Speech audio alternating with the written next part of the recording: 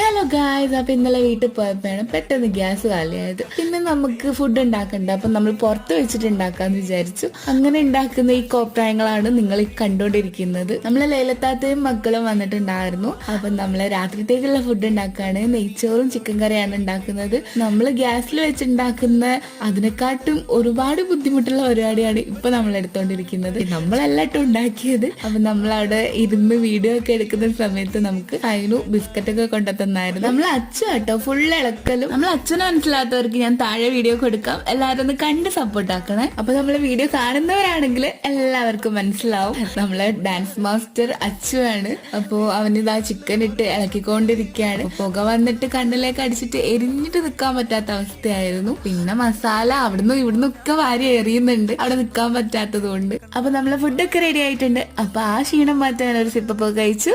അപ്പൊ അടുത്ത വീഡിയോ കാണാം. ബൈ.